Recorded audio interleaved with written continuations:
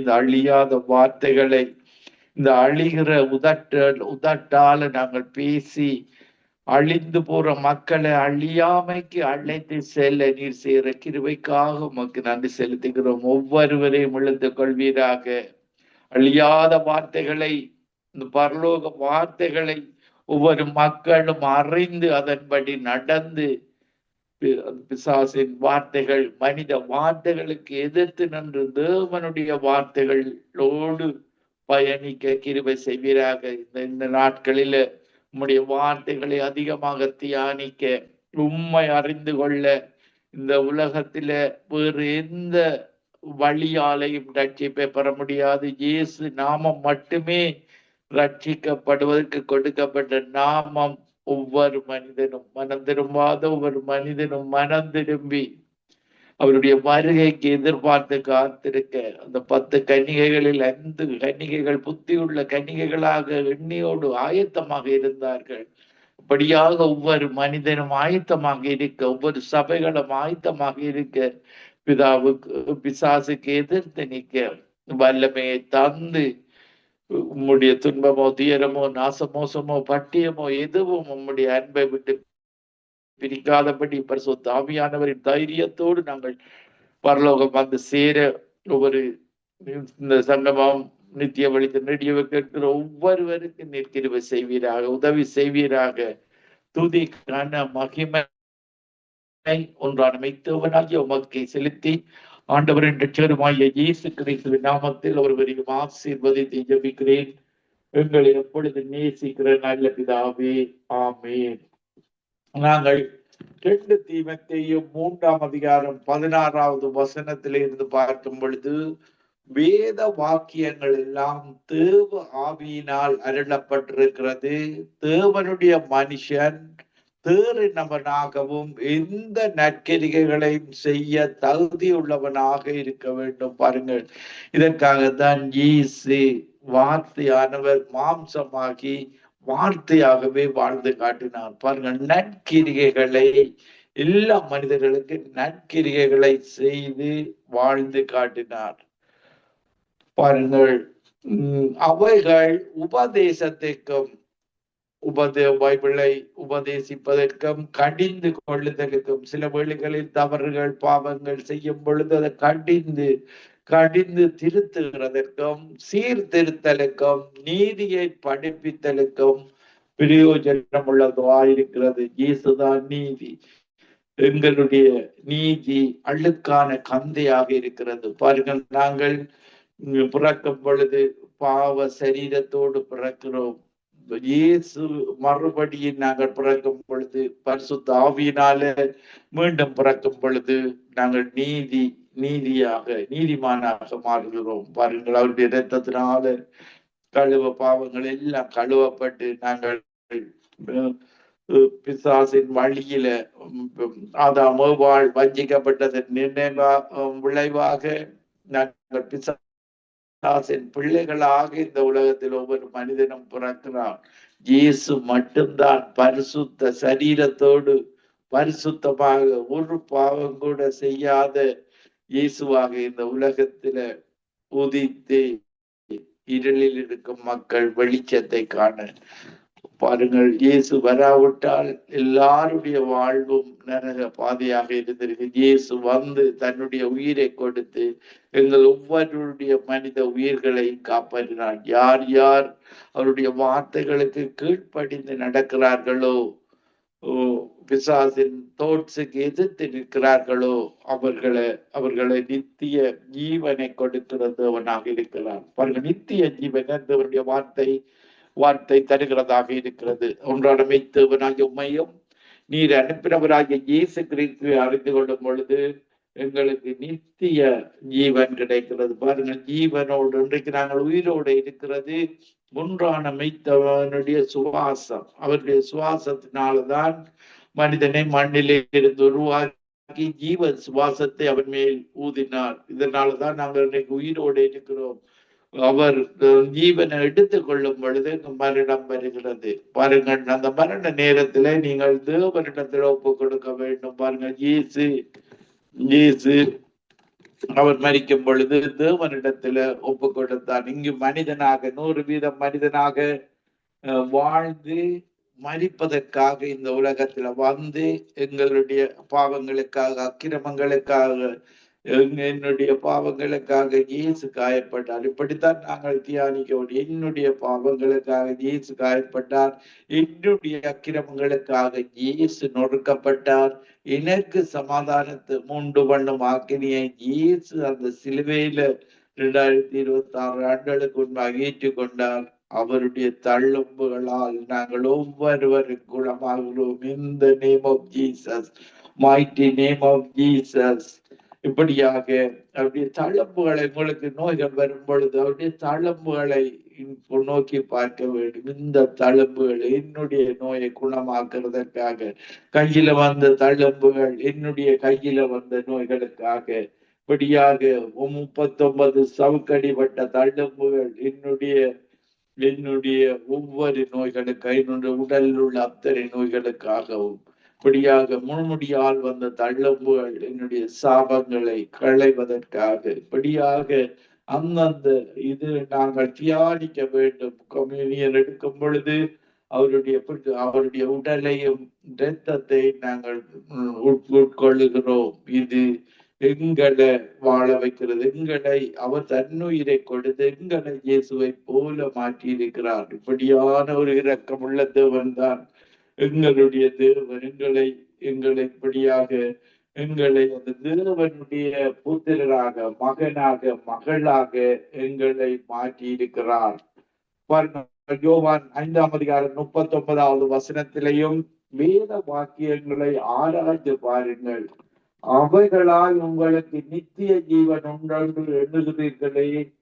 இயேசுவை குறித்து சாட்சி கொடுக்கிறவைகளும் அவைகளே. வேத வாக்கியங்களை நீங்க ஆராய்ந்து படிக்க வேண்டும். பழைய ஏற்பாட்டில் இருக்கிற வசனங்கள் புதிய ஏற்பாட்டில நிறைவேறி இருக்கிறது. பாருங்கள், 22வது சங்கீதத்துல இயேசு எப்படி மரிப்பார் என்ற காரியங்கள் எல்லாம் சொல்லப்பட்டிருக்கிறது. அதே போல புதிய ஏற்பாட்டில் அவர் அப்படியான இந்த வார்த்தைகளை சொல்லி மரணத்தை தழுவி கொண்டதை நாங்கள் பார்க்கக்கூடியதாக இருக்கிறது. இப்படியான வார்த்தைகள், உயிருள்ள வார்த்தைகள், உண்மையுள்ள வார்த்தைகள், பரிசுத்தமுள்ள வார்த்தைகள், அந்த வார்த்தைகள் எங்களுக்கு வாழ்வளிக்கிறதாக இருக்கிறது. அந்த வார்த்தையின் படி நாங்கள் வாழும் பொழுது எங்களுடைய வாழ்வு பரலோக வாழ்வாக மாறுகிறது. பாருங்கள், கவலை இல்லாத, கண்ணீர் இல்லாத, துக்கம் இல்லாத, மரணமே இல்லாத அப்படியான ஒரு வாழ்வு, ராக்காலம் இல்லாத வாழ்வு, அந்த வாழ்வை நித்தியமாக வாழுகிற வாழ்வை நீங்கள் ஒருவரும் இழந்து விடக்கூடாது. இந்த உலகத்தின் மக்களை நம்பி, மதங்களை நம்பி இந்த மெய்யான தேவனையும் இயேசு கிறிஸ்துவை நீங்கள் இழந்து விடக்கூடாது. பாருங்கள், நாங்கள் பார்க்கும் பொழுது அப்படி இருந்தும் உங்களுக்கு ஜீவன் உண்டாகும்படி என்னிடத்தில் வர உங்களுக்கு மனதில்லை. உயிரோடு வாழ, நித்தியமாக வாழ நீங்கள் அவருடைய வசனத்தை ஏற்றுக்கொள்ளாமல் இருக்கிறீர்கள், மனம் இல்லாதிருக்கிறீர்கள். அவர்களுடைய சில மதங்களில், அவர்களுடைய மத கொள்கைகளில, தவறான கொள்கைகளில அவர்களுடைய இருதயம் கடினப்பட்டிருக்கிறது. பாருங்கள், பார்வோனின் இருதயம் கடினப்பட்டது. இப்படியாக கடினப்படும் பொழுது அந்த மெய்யான தேவனோட அன்புதான் அன்பான இதயமாக, சதையான இதயமாக, பரிசுத்த ஆவியானவராக, இரக்கமுள்ள ஒரு ஆவியானவராக, எங்களுக்கு உதவி செய்கிற ஆவியானவராக இயேசுடைய ஆவி இருக்கிறது. அந்த அன்பின் ஆவி. அவர் பாருங்கள், மறு பக்கத்துல நீங்கள் தப்பான இதயம் உள்ளவர்களாக இருந்தால், இதய கடினமாயிருந்தால், பாருங்கள், இப்படித்தான் பார்வோன் ஒரு இதயம் கடினப்பட்டது. தேவனும் அவனுடைய இதயத்தை இன்னும் கடினமாக்குவார். கடின இதயமாக வாழுகிறவர்கள் இன்னும் கடினமாக்கி செங்கடலில் அந்த பார்வோனுடைய சேனையை மூழ்கடித்த தேவன் தன்னுடைய தேவன்.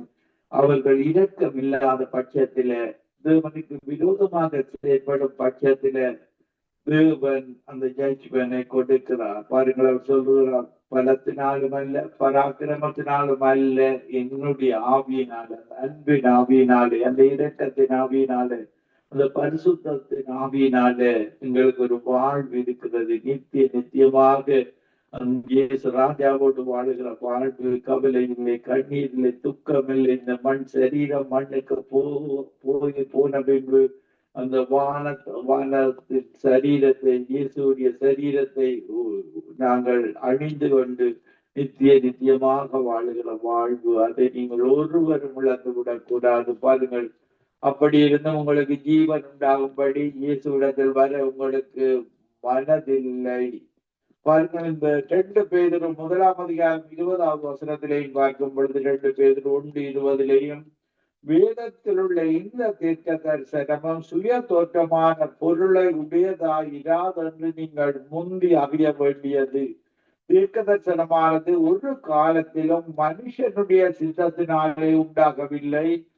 தேவனுடைய பரிசுத்த மனிதர்கள் பரிசுத்த ஆவியினாலே ஏவப்பட்டு பேசினார்கள். பாருங்கள், இந்த பழைய ஏற்பாடு, புதிய ஏற்பாடு, இதெல்லாம் தேவனுடைய மனிதர்கள் பரிசுத்த ஆவியினால் எழுவப்பட்டு பரிசுத்த ஆவியானவர் சொல்ல எழுதினவர்கள் தான் இந்த பைபிளாக இருக்கிறது. பாருங்க, பழைய ஏற்பாட்டில சொல்லப்பட்ட காரியங்கள் புதிய ஏற்பாட்டில நிறைவேறுகிறது. பாருங்க, அவருடைய வருகைக்காக நாங்கள் எதிர்பார்த்து கொண்டிருக்கிறோம். பாருங்க, மத்தேயு, மார்க்கு, லூக்கா, யோவான் 4 வித்தியாசமான இவர்கள் பரிசுத்த ஆவியானவற்றை உதவியோடு தான் அதை எழுதினார்கள்.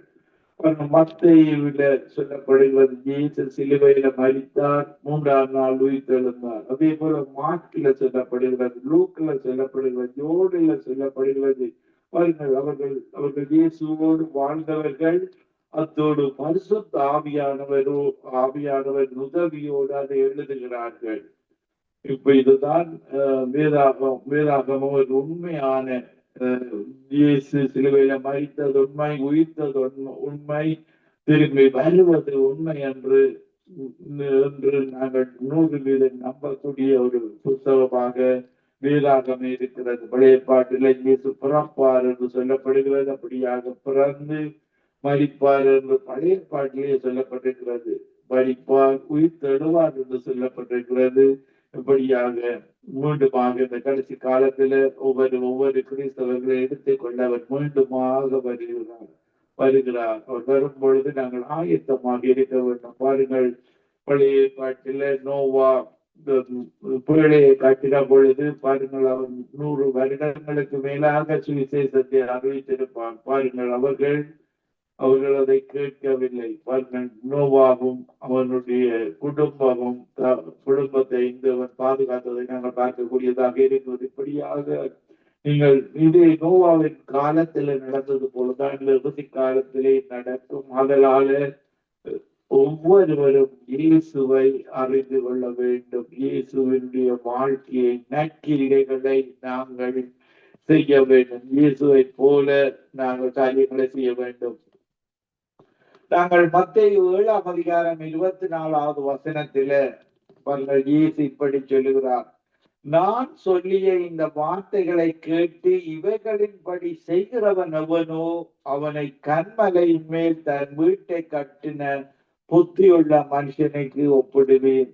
கன்மலையில ஒரு வீட்டை கட்டினால் ஏற்கனவே கன்மலை அத்திவாரம், அது ஸ்ட்ராங்கான அத்திவாரமாக இருக்கிறது. கன்மலையில வீட்டை கட்டும் பொழுது பாருங்கள், மணலில வீட்டை கட்டினால் அந்த மணல் வெள்ளம் வரும் பொழுது, காற்று அடிக்கும் பொழுது அதிலே அந்த வீடு இடிந்து விழுந்து விடும். பாருங்கள், நான் சொல்லிய இந்த வார்த்தைகளை கேட்டு அவைகளின் படி செய்கிறவர்கள், நாங்கள் இந்த தேவனுடைய வார்த்தைகளை வேதாகமத்தின்படி செய்யும் பொழுது நாங்கள் கற்பாறையில எங்களுடைய வீட்டை கட்டுகிறோம், எங்களுடைய வாழ்க்கையை கட்டுகிறோம்.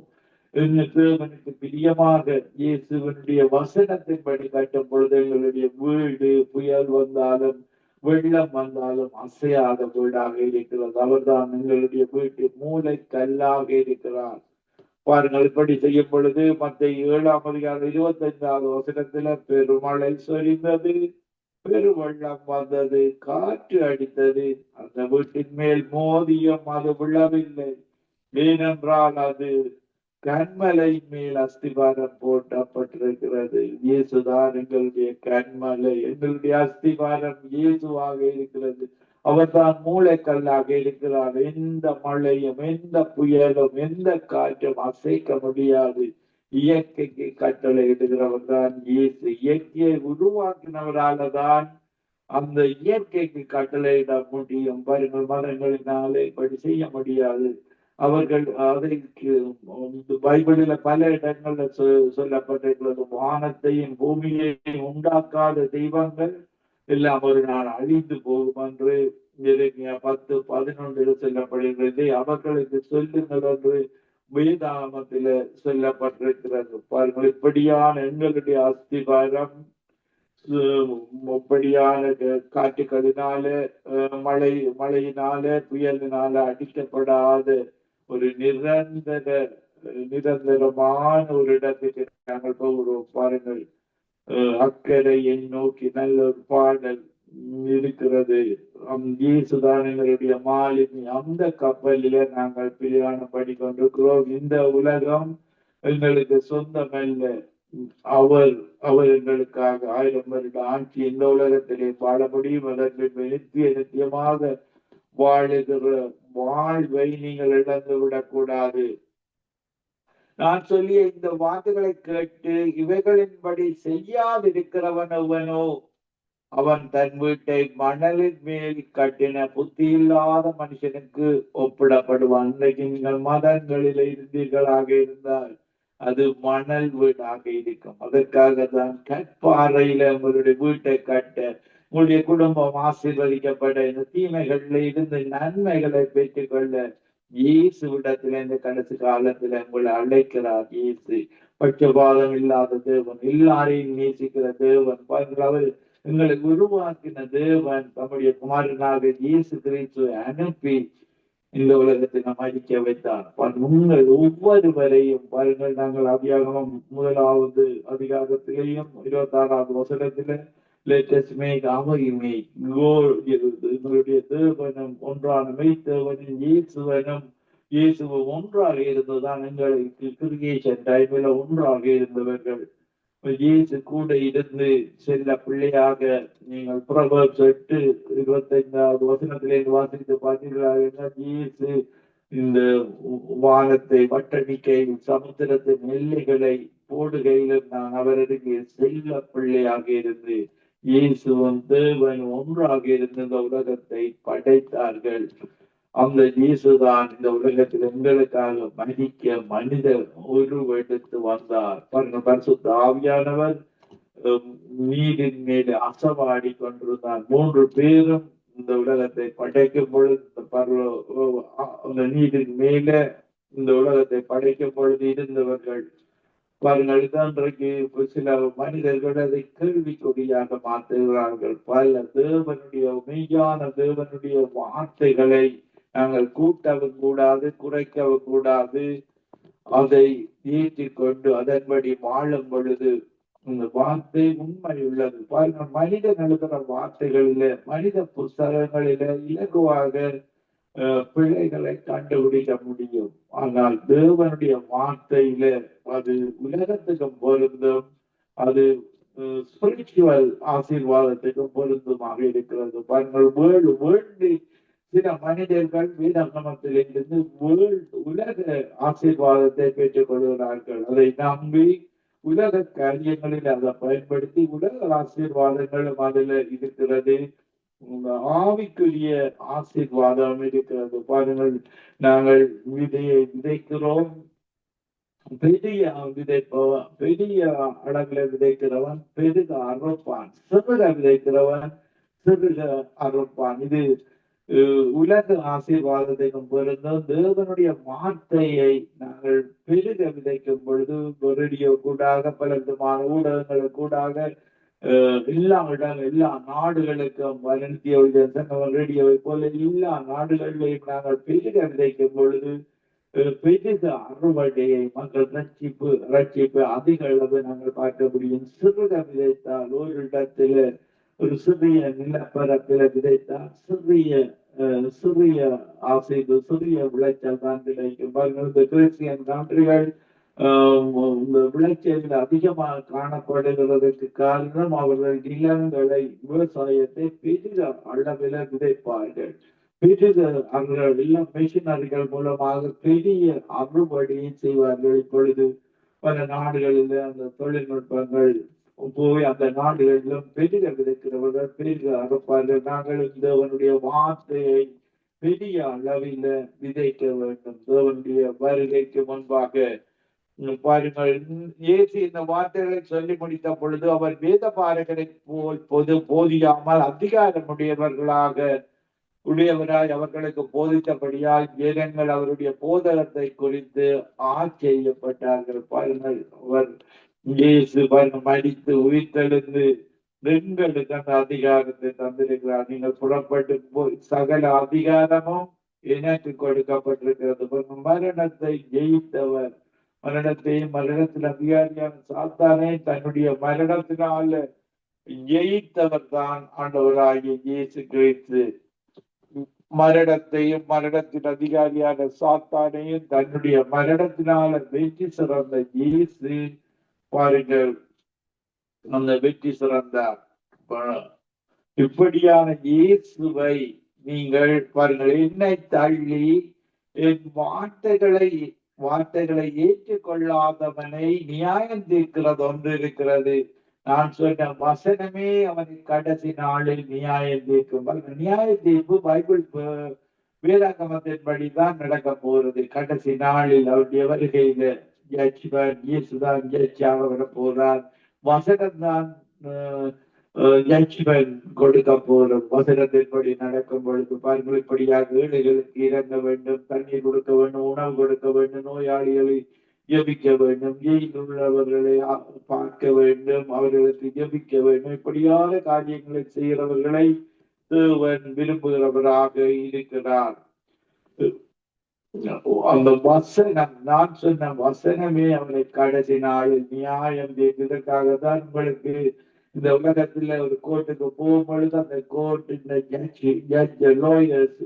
லோ புக் இருக்கும். எங்களுடைய பரலோக கோர்ட்டுக்கு பரலோகத்துல ஜட்ஜ்மெண்ட் இயேசு கொடுக்க போகிறார். அந்த ஜட்ஜ்மெண்ட் புக் பைபிளை நீங்கள் வேண்டாம் என்று ரிஜெக்ட் பண்ணினார். பாருங்க, வார்த்தை தான் நியாயம் தீர்க்க போறது. உங்களுக்கு நியாயம் தீர்க்கும் பொழுது உங்களுடைய உலக வார்த்தைகளால நியாயம் தீர்க்கப்படாது. நீங்கள் வேதாகம வார்த்தைகளில் பிரதானமாக வேதாகம வார்த்தைகள் நற்கிரிகைகளை செய்வதற்கு எங்களை அழைத்திருக்கிறது. மற்றவர்களுக்கு நன்மை செய்ய தேவனுடைய அன்பில முதலாவது நாங்கள் தேவனை முழு இதயத்தோடு, முழு ஆத்மாவோடு, முழு பலத்தோடு, முழு சிந்தையோடு நேசிக்க வேண்டும். பிறரை அன்பு கூற வேண்டும். அன்புதான் அவருடைய மிக பிரதானமான கனியாக இருக்கிறது. நான் சுயமாய் பேசவில்லை. நான் பேச வேண்டியது இன்னதென்றும் உபதேசிக்க வேண்டியது இன்னதென்றும் என்னை அனுப்பின பிதாவே எனக்கு கட்டளையிட்டார். இயேசு ஒவ்வொரு நாளும் முழுவதும் ஜெபிப்பார். பாருங்கள், 40 நாள் உபவாசம் இருந்து பிசாசின் சோதனைக்கு வார்த்தையினாலே ஜெயம் பெற்றார். வார்த்தைகளை பிதாவிடத்தில் இருந்து எடுத்து அந்த நாளுக்குரிய வார்த்தைகளை மக்களுக்கு ஆத்துமா உணவாக கொடுத்தார். இந்த ஆத்துமா உணவு தான் பைபிள். இந்த வசனங்களை உங்களுடைய இதயத்திலையும் ஆத்துமாவிலையும் சேர்த்து வேண்டும். பாருங்கள், சங்கீதம் 23 கர்த்தர் என் ஆத்துமாவை தேற்றி நீதியின் பாதையில் நடத்துகிறார். நாங்கள் இந்த ஆத்துமா தேவனுடைய வார்த்தையினால்தான் தேற்றப்படுகிறது. நீதியில நடக்கும்படியாக, நற்கிரிகைகள் செய்து நடக்கும்படியாக. என்னுடைய ஆத்மாவில தான் துக்கம் இருக்கு, சந்தோஷம் இருக்கும். அந்த வார்த்தையின்படி நடக்கும் பொழுது என்னுடைய ஆத்மா ஆவியோடு இணைந்து முகம் மலர்ச்சியை கொடுக்கிறது. பாருங்கள், நன்றாக அபிஷேகம் செய்து துடிக்கிறவர்கள், ஜபிக்கிறவர்களுடைய முகம் பிரகாசமாக இருக்கும். பாருங்கள், என்னுடைய முகத்தை பிரகாசிக்க செய்கிற தேவன் தான் எங்களுடைய தேவன். அவங்களுடைய முகத்தில பிரசன்னமாக இருக்கிற தேவன் தான் எங்களுடைய தேவன். அவரோடு உறவாட பாருங்க, மோசே 40 நாள் அந்த மலை மேல் ஏறி அவரோடு உறவாடினான். பாருங்கள், அவருடைய முகம் பிரகாசமாயிருந்தது. பாருங்கள், இதுதான் இயேசு எங்களுடைய தேவனோடு பரிசுத்த இடத்துக்கு நாங்கள் போகும் பொழுது, ஜெபிக்கும் பொழுது அவர் எங்களை பரிசுத்தமாக்கி எங்களுடைய முகத்தை பிரகாசிக்க செய்கிற தேவன், அவருடைய பிரசன்னத்தை தருகிற தேவன். அவன் கீழே வரும் பொழுது பாருங்கள், அவர் முக்காடு போட்டு அந்த மக்களுக்கு முன்னால இருந்ததை பார்க்கக்கூடியதாக அவ்வளவு ஒரு பிரகாசம். உங்களுடைய தேவன் எங்களை பிரகாசிக்க செய்கிற தேவனாக இருக்கிறார். ஒரு ஒளியுள்ள ராஜ்யத்துல எங்களை வாழ வைக்கிற தேவனாக இருக்கிறார். நீதிமொழிகள் 4ஆம் அதிகாரம் 20வது வசனத்திலே பார்க்கும் பொழுது, என் மகனே என் வார்த்தைகளை கவனி, என் வசனங்களுக்கு உன் செவியை சாய். உங்களுக்கு தேவையில்லாத இந்த சினிமா சீரியல்கள் இப்படியாக பல காரியங்களுக்கு செவியை சாய்க்காமல், பணத்துக்கு மட்டும் நீங்கள் ஓடி ஓடி செவியை சாய்க்காமல் தேவனுடைய வார்த்தைக்கு தான், என் வார்த்தைகளை கவனி, என் வசனங்களுக்கு உன் செவியை சாய், அவைகள் உன் கண்களை விட்டு பிரியாதிருப்பதாக, அவைகள் உன் இதயத்துக்குள்ளே காத்துக்கொள். பாருங்கள், ஞாபகத்துக்கு சொல்லப்படுகிறது. இந்த வார்த்தைகளை நாங்கள் எழுதி அந்த வார்த்தைகளை போகும் பொழுது, நடக்கும் பொழுது, இருக்கும் பொழுது அதை தியானித்து கொண்டு வர வேண்டும். பாருங்கள், இப்படியாக 3:20 சொல்லப்படுகிறது, கீர்த்தியும் புகழ்ச்சியுமாக உன்னை வைப்பேன், உன்னை வாழாக்காமல் தலையாக்குவேன், கீழாக்காமல் மேலாக்குவேன். பல இடங்களில் பாருங்கள், யோசுவாவுக்கு சொல்லும்போது, திகையாதே, பயப்படாதே, நான் உன்னுடைய தேவன், உன்னுடைய நியாயப்பிரமாண புஸ்தகம் உன் இதயத்தை விட்டு பிரியாதிருப்பதாக, நீ செய்வதெல்லாம் வாய்க்கும். பாருங்கள், இப்படியாக நீங்கள் தேவனுடைய வார்த்தையில நிலைத்திருக்கும் பொழுது, இதயத்தில ஆத்மாவை நிரப்பி இருக்கும் பொழுது, அந்த வார்த்தை உங்களுக்கு வாழ்வாக இருக்கிறது. பாருங்கள், தீமைகள் உங்களுடைய வாயிலிருந்து வராது, நன்மைகள் தான், நற்கிரிகைகளை செய்கிற காரியங்கள் தான் உங்களுடைய இதயத்திலிருந்து வாய்க்கு வருகிறதாக இருக்கிறது. உதட்டினால நீங்கள் பேசுவீர்கள், இதயத்துக்குள்ள காத்துக்கொள்ள வேண்டும். நீதிமொழிகள் 4ஆம் அதிகாரம் 22வது வசனத்தில், அவர்களை கண்டுபிடிக்கிறவர்களுக்கு அவைகள் ஜீவனும் அவர்கள் உடலுக்கெல்லாம் ஆரோக்கியமாகும். பாருங்கள், இதற்கு மெடிசினாக இருக்கிறது, தேனாக இருக்கிறது. இந்த வார்த்தைகளை நீங்கள் உட்கொள்ள தேனிலும் இனிமையான வார்த்தைகளாக இருக்கிறது. உங்களுக்கு ஒரு நல்ல நம்பிக்கை வருகிறது. இந்த மெய்யான தேவன், எல்லா காவலோடும் உன் இதயத்தை காத்துக்கொள், அதனிடத்திலிருந்து ஜீவ ஊற்று புறப்படும். பாருங்கள், ஜீவ தண்ணீராக என்னுடைய உள்ளத்திலே இருந்து ஜீவ தண்ணீர் ஊற்றாக அது பாய்ந்து மற்றவர்களுக்கு போகிறது. பாருங்கள், முடியாக அபிஷேகம் பெற்றவர்கள் ஒன்றாக கூடி ஜெபித்து ஒருமனப்பட்டு யூனிட்டியாக ஜெபித்து துதிக்கும் பொழுது அந்த இடம் முழுக்க அந்த அபிஷேகம் நிறைந்திருக்கிறதாக இருக்கிறது. ஆனால் 1 ராஜாக்களிலே பார்க்கும் பொழுது, 1 ராஜாக்கள் 8ஆம் அதிகாரம் 56வது வசனத்திலே பார்க்கும் பொழுது, தாம் வாக்குத்தத்தம் பண்ணினபடி எல்லாம் தம்முடைய ஜனமாகிய இஸ்ரவேலுக்கு இழப்பாறுதலை அருளின கர்த்தருக்கு ஸ்தோத்திரம். அவர் தம்முடைய தாசனாகிய மோசையை கொண்டு சொன்ன அவருடைய நல் வார்த்தை ஆனாலும் தவறி போகவில்லை. பாருங்கள், 400 வருடங்கள் அடிமைகளாக இஸ்ரவேல் ஜனங்கள் இருந்தார்கள். பாருங்கள், 80 வருடங்களுக்கு பிறகு மோசையை அழைத்து அந்த மக்களை விடுவித்ததை நாங்கள் பார்க்கக்கூடியதாக இருக்கிறது. அவருடைய தேவன் மோசைக்கு கொடுத்த வார்த்தைகள், முட்செடியில அவர் மோசையோடு பேசி அவனை அழைத்து அந்த அடிமைத்தனத்தில் இருந்த மக்களை, ஆபிரகாமுக்கு இந்த வாக்குத்தத்தத்தை கொடுத்தார். பாருங்கள், ஈசாக்கு பிறப்பதற்கு முன்பாக ஆபிரகாமுக்கு உனக்கு ஒரு ஈசாக்கு பிறப்பார், அவர்கள் 400 வருடங்கள் அடிமைகளாக இருப்பார்கள், அதன் பின்பு அவர்களை பாலும் தேனும் ஓடுகிற கானான் தேசத்துக்கு அழைத்து செல்வதற்குடியாக பாருங்களுடைய தேவன் ஈசாக்கு பிறக்க முன்பாக வாக்குத்தத்தத்தின் பிள்ளையாகிய ஆபிரகாம், ஈசாக்கு, யாக்கோபு மூலமாக இன்றைக்கு எங்களுக்கும் அந்த ஆசீர்வாத வாக்குத்தத்தத்தை தந்திருக்கிறார். இப்படியாக மோசே மூலமாக அழைத்து சென்று பின்பாக யோசுவா மூலமாக உத்தமமாக பின்பற்றின காலை யோசுவா மூலமாக வாக்குத்தத்த கானான் தேசத்தை கொடுத்தார். அந்த கானான் தேசம் அந்த தண்ணீர் குறைவில்லாத தேசம், பாலும் தேன் ஓடுகிறது. இதிலும் பார்க்க மேலான பரம கானான் தேசத்தை தான் நாங்கள் போகிற தேசமாக இருக்கிறது. எங்களுடைய காலத்தில்தான் இந்த கடைசி ஓட்டம். அன்று இயேசு பாருங்களுடைய யோவான் ஸ்நானகன் மனம் திரும்புங்கள் என்று பிரசங்கித்தான். அதன் பின்பு இயேசு பிரசங்கித்தார். இப்படியாக அப்போஸ்தலர்கள், இப்படியாக ஒவ்வொருவரும் மனம் திரும்புங்கள் பரலோக ராஜ்யம். இன்றைக்கும் இந்த கடைசி காலத்தில் வாழ்கிற ஒவ்வொரு மனிதனும் மனம் திரும்புங்கள் பரலோக ராஜ்யம் சமீபத்திருக்கிறது. இதற்காக மீண்டும் வந்து ஒரு ஸ்தலத்தை ஆயத்தம் பண்ணின பின்பு மீண்டும் வந்து எங்களை அழைத்து செல்ல வருகிறார். நாங்கள் ஆயத்தமாக இருக்கும்படி, எங்கள் ஒவ்வொருவரையும் ஆயத்தப்படும்படி, ஒரு மாற்றத்தை பார்க்கும்படி அவரை எழுப்பி பிரகாசிக்க எங்களை அழைத்திருக்கிறார். ஒரு எழுப்புதலை ஒவ்வொரு தேசங்களுக்கான அவர் எங்களை அழைத்திருக்கிறார்.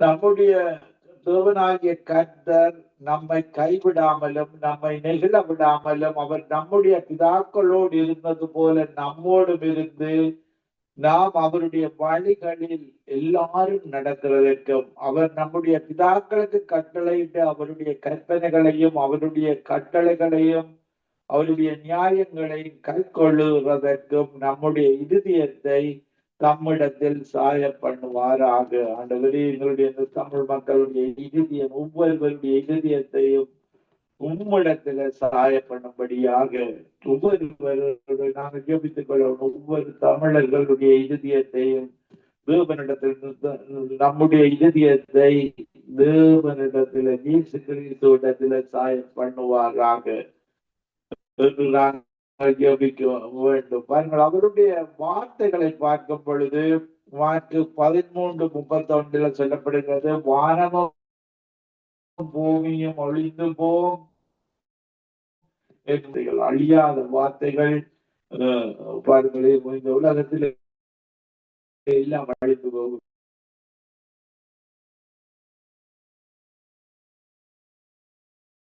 சூரியன் அவரே வெளிச்சமாக அவருடைய ராஜ்யத்துல வாழ போகிறோம். நாங்கள் இசையா 55:11 அப்படியே மாறி முறைந்த மழையும் வானத்தில் இருந்து இறங்கி அவ்விடத்துக்கு திரும்பாமல் பூமியை நினைத்து அது முளை கிளப்பி விளையும்படி செய்து விதைக்கிறவருக்கு விதியையும்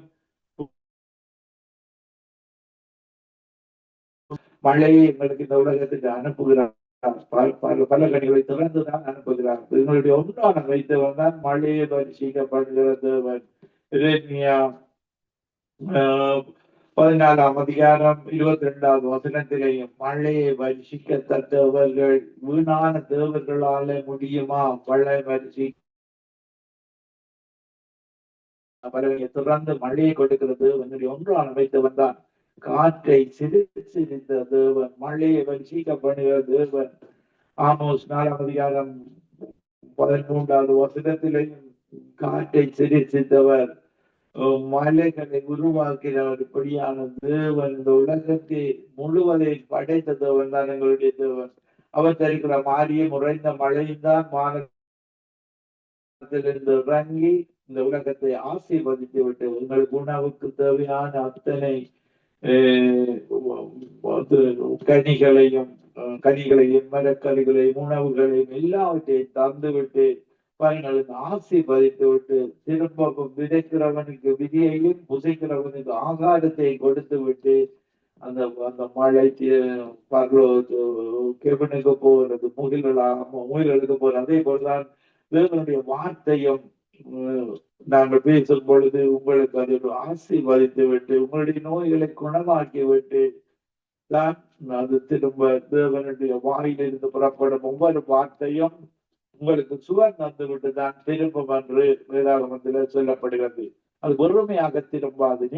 நீங்கள் அதை ஏற்றுக்கொள்ள வேண்டும். இந்த வார்த்தை, இந்த தடுப்புகளால் குணமானீர்கள், பாவத்துக்கு செத்து நீதிக்கு பிழைத்திருக்கும்படி இயேசு நீர்தாமே உம்முடைய சரீரத்தில் என்னுடைய நோய்களை எல்லாம் சுமந்து கொண்டு எனக்கு நோய் இல்லை என்று நீங்கள் விசுவாசிக்க வேண்டும். விசுவாசத்தை வளர்த்து கொள்ள வேண்டும். கடுகளவு விசுவாசம், தேவனுடைய வார்த்தைகளை தியானிக்க தியானிக்க, நீங்கள் ஜெபிக்க ஜெபிக்க, இந்த வசனங்களை மீண்டும் மீண்டுமாக ஒரு அசை போடுகிறது போல நீங்கள் இரவும் பகலும் தியானமாய் இருக்கிற மனுஷன் பாக்கியவான். அவன் செய்வதெல்லாம் வாய்க்கும். துன்மாற்றல் வழியில் இல்லாமலும், பாவிகள் உட்காரும் இடத்தில் உட்காராமலும் வேதத்தில் பிரியமாயிருக்கிற மனுஷன் பாக்கியவான். அவன் செய்வதெல்லாம் வாய்க்கும். நாங்கள் செய்வதை வாய்க்க பண்ணுகிற தேவன். பாருங்கள், சிங்க குட்டிகள் பட்டினி கிடக்கும், ஆனால் கர்த்தரை தேடுகிறவர்களுக்கோ ஒரு நன்மையும் குறைவுபடாது. இப்படியான ஆசீர்வாதத்தை கொடுக்கிற தேவன் தான் எங்களுடைய தேவன். நான் ஒரு பாடலை பாடி உங்களுக்காக ஜெபிக்கிறேன். அல்லேலூயா. முழு இதயத்தோடு உம்மை துதிப்பே, உன்னதமானவரே, அதிசயங்கள் எல்லாம் எடுத்துரைப்பே, அதிசயமானவரே. முழு இதயத்தோடு உம்மை துதிப்பே, உன்னதமானவரே, அதிசயங்கள் எல்லாம் எடுத்துரைப்பே, அதிசயமானவரே. உயர்த்துகிறேன், வாழ்த்துகிறேன், வணங்குகிறேன், உம்மை போற்றுகிறேன். ஒடுக்கப்படுவோர்க்கு அடைக்கலமே, நெருக்கடி வேளையில் புகலிடமே. ஒடுக்கப்படுவோர்க்கு அடைக்கலமே, நெருக்கடி வேளையில் புகலிடமே, நெருக்கடி வேளையில் புகலிடமே. முழு இதயத்தோடு உம்மை துதிப்பே, உன்னதமானவரே, அதிசயங்கள் எல்லாம் எடுத்துரைப்பே, அதிசயமானவரே. நாடி தேடி வரும் மனிதர்களை தகப்பன் கை விடுவதில்லை. ஆமாண்டவரே, என்னிடத்தில் வருகிறவர்களை நான் ஒரு பொழுதும் புறம்பே தள்ளுவதில்லை. நீங்கள் இயேசு இடத்துல வரும் பொழுது இயேசு யாரையும் புறம்பே தள்ள மாட்டார். அன்பாக அணைக்கிற தேவன், உங்களுடைய இறுதிய கதவுகளை தட்டி கொண்டிருக்கிற தேவன். வாசற்படியில் என்று தட்டுகிறேன், ஒருவன் தன்னுடைய இறுதிய கதவை திறந்து வாரும், என்னோடு தங்கியும் என்று வாஞ்சியோடு அழைக்க வேண்டும். இம்மா சீடர்கள் வாஞ்சியோடு அழைத்தார்கள், வாரும், எங்களோடு தங்கியிடும். இப்படியாக அவருடைய கண்களை திறந்து அவர்களை காண்பிக்கிற தேவன் தான், போஜனம் பண்ணுகிற தேவன் தான் எங்களுடைய தேவன். நாடி தேடி வரும் மனிதர்களை தகப்பன் ஒரு போதும் கைவிடுவதில்லை. முழு இதயத்தோடு உம்மை துதிப்பேன், உன்னதமானவரே. ஆமாண்டவரே, உன்னதமானவர், உயர்ந்தவர், பெரியவர். உம்முடைய அதிசயங்கள், எண்ணி முடியாத அதிசயங்களை நீர் செய்கிறவர். உம்முடத்துல வந்து ரட்சகராக ஏற்றுக்கொண்ட ஒவ்வொருவரும் உம்மிடத்துல நன்மைகளை மட்டும்தான் செய்கிறார்கள்.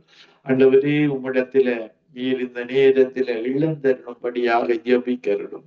ஜெபிக்கிறேன். இந்த நேரத்தில் உம்முடைய ஆவியின் அபிஷேகத்தை கொடுக்கும்படியாக ஜெபிக்கிறேன். எழுந்தருளும் என் ஆண்டவரே, எதிரி கையோங்க விடாதேயும். ஆண்டவரே, இந்த கடைசி காலத்துல நாங்கள் வாழ்ந்து கொண்டிருக்கிறோம். எழுந்தருளும் ஆண்டவரே, எதிரி கையோங்க விடாதேயும், எதிரியின் கையோங்க விடாதேயும், எதிரியின் கையோங்க விடாதேயும், உன்னதமானவரே என் நுரைவிடம் நீர்தானே, உன்னதமானவரே என் உறைவிடம் நீர்தானே, உயர்த்துகிறேன் வாழ்த்துகிறேன் வணங்குகிறேன் உம்மை போற்றுகிறேன். ஆண்டவரே உம்மை துதிக்கிறோம், முழு இருதயத்தோடு துதிக்கிறோம். உன்னதமானவர், அதிசயமானவர். இந்த நிகழ்ச்சியை கேட்டுக்கொண்டிருக்கிற ஒவ்வொரு மக்களுக்கு நீர் ஒரு அதிசயத்தை செய்யும்படியாக இந்த நேரத்தில் நீர் எழுந்தருளி இருக்கிற கிருபைக்காக உமக்கு நன்றி செலுத்துகிறோம். நீர் நல்லவர், இரக்கமுள்ளவர், கிருபை உள்ளவர். அன்று தாவீது ஒரு தவறு செய்த பொழுது உடைய இரக்கத்தை கிருபையையும் கேட்டு ஜபித்தானே, அந்த நேரத்துல நீர் இறங்கி மன்னித்தீரே. இந்த நேரத்துல இந்த பாவத்துல வாழுகிற மக்கள், சாபத்துல வாழுகிற ஒவ்வொரு தமிழ் மக்களுக்காகவும் ஜபிக்கிறோம். ஆண்டவரே, இந்த நேரத்துல எழுந்தருளி நீர்தான் ஒரே ரட்சகன் என்பதை ஒவ்வொரு தமிழ் மக்களும் அறிந்து கொண்டு பாவத்துக்காக ஈஸ்டர் குட் ஃப்ரைடே தினத்தில மரித்து ஈஸ்டர் சண்டே உயிர்த்தெழுந்து இன்றைக்கு மீண்டும் உங்களை வந்து கூட்டி செல்கிற தேவன் ஆண்டவரே, ஒவ்வொரு தமிழ் மக்களையும் இழுத்துக் கொள்ளும்படியாக இந்த நேரத்தில் ஜபிக்கிறேன். அப்பதை கேட்டால் கல்லை கொடுப்பேனா, மீனை கேட்டால் பாம்பை கொடுப்பேனா, பொருளாதவர்களாகி உலகத்து அப்பாக்கள் தங்கள் பிள்ளைகளுக்கு நல்ல இவுகளை கொடுக்க அறிந்திருக்கும் பொழுது இந்த நேரத்தில் ஒவ்வொருவர் மேலும் பரிசுத்த ஆவி இயேசுவின் நாமத்தில் இறங்குவதாக. இந்த name of Jesus, holy name of Jesus. Thank you, Jesus. Thank you. Glorify your name. இந்த நேரத்தில் ஒருவரை நிரப்பிக் கொண்டிருக்கிறதற்காக நன்றி. ஒருவரும் விடுபட்டு விடக்கூடாது. ஆவியானவரே, நீர் இரக்கமுள்ளவர் என்பது ஒவ்வொரு மகனும் அறிந்து கொள்ளட்டும். ஒவ்வொரு தமிழ் மகனும் இயேசு நல்லவர், நன்மை செய்கிறவர், நற்கிரியை செய்கிறவர், எங்களை நற்கிரியை செய்ய எங்களை வழி நடத்துகிறவர். ஒவ்வொருவரை நிரப்புவதற்காக நன்றி. கணக்களவு எங்களுக்கு போதாது, முழங்கால் அளவு போதாது. அபிஷேகத்துல ஒவ்வொரு நுகங்களும் முறிக்கப்படுவதாக. எல்லா கஷ்டங்கள், துன்பங்கள், கவலைகள், கண்ணீர்கள் இந்த நேம் ஆஃப் ஜீசஸ், இயேசுவின் நாமத்தில கடுகளவு விசுவாசத்தோடு ஒவ்வொருவரும் கடுகளவு விசுவாசத்தோடு கேட்கிறோம். ஒரு மாற்றத்தை காண, அதிசயத்தை, அற்புதத்தை காண நீர் அதிசயம் செய்கிற தேவன் என்பது ஒவ்வொரு தமிழ் மக்களும் உணர்ந்து இயேசுவை நோக்கி கூப்பிட, பாவ மன்னிப்பை இயேசுவின் இரத்தத்தினால கழுவப்பட கிருபை செய்வீராக. ஒவ்வொருவரையும் ஆசீர்வதியும், ஒவ்வொருவரோடும் கூடலும் துதி கன மகிமை உண்டான மெத்தவனாய் உமக்கு செலுத்தி ஆண்டவரின் ரட்சகருமாகிய இயேசு கிறிஸ்துவின் நாமத்தில் ஒவ்வொருவரையும் ஆசீர்வதித்து ஜெபிக்கிறேன். எங்களை இப்பொழுது நேசிக்கிற நல்ல பிதாவே, ஆமேன், ஆமேன், ஆமேன். ஆமேன், ஆமேன், ஆமேன். நன்றி pastor Anton ராசநாகம்.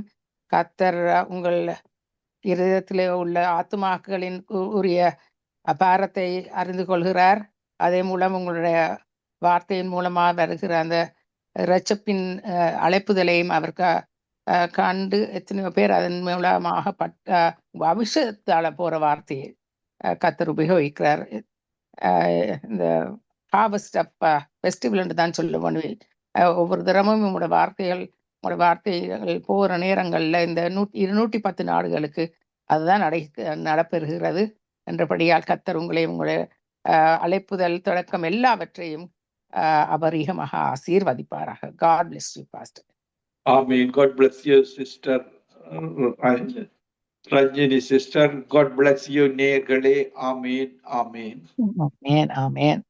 God bless you too. Thank you. Thank you, Lord. Thank you. என்ன சொல்ல போறீர்களா பிரதர் மகேந்திரன்?